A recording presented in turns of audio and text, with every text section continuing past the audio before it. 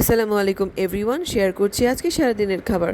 তো আজকে সকালে ঘুম থেকে উঠেই প্রথমে আমি টক দইয়ের সাথে শসা মিক্স করে নিলাম এবং সাথে খেয়ে নিলাম হচ্ছে ডিম ওটসের একটা অমলেট। তো তারপরে এখানে আমি খেয়ে নিলাম হচ্ছে গিয়ে কিছু তরমুজ। তরমুজ হচ্ছে গিয়ে এখন জাতীয় খাবার হয়ে গেছে সবার বাড়িতেই।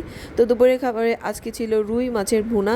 এই রুই মাছের ভুনাটা অনেক মজার হয়েছিল গাইস, আর ঝাল ঝাল করে হয়েছিল, খেতে অনেক মজার হয়েছিল। তো রুই মাছের ভুনা দিয়ে খাওয়া শেষ করে এখানে আমি তারপরে খেয়ে নিলাম হচ্ছে গিয়ে চিকেন কষা। তো এখানে একটা মুরগির মাংস ভালো করে মানে শুকনো শুকনো করে একটু কষা কষা করা হয়েছিল, এটা খেতে অনেক মজার হয়েছিল।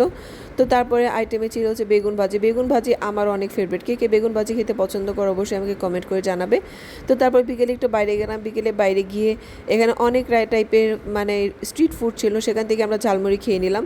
মানে আমার ঝালমুড়ি এত পছন্দ, আমার দেখলে আসলে খাইতে মনে হচ্ছে। কে কে ঝালমুড়ি খেতে পছন্দ করো আমাকে অবশ্যই কমেন্ট করে জানাবে।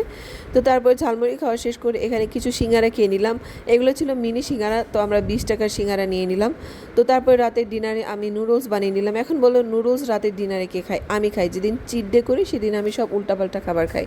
তো তারপর মনে হলো যে ফ্রিজে তো আমি মিষ্টি রেখেছিলাম, এখন অনেকেই বলতে পারো মিষ্টিগুলো এমন কেন। আসলে এইগুলো যখন আমি ডায়েট করতাম তখন হচ্ছে কি আমাদের বাসায় আনা হয়েছিল, তখন তো আমি খাইনি, মানে তাই এজন্য 2-3টা মিষ্টি আমি ফ্রিজে রেখে দিয়েছি।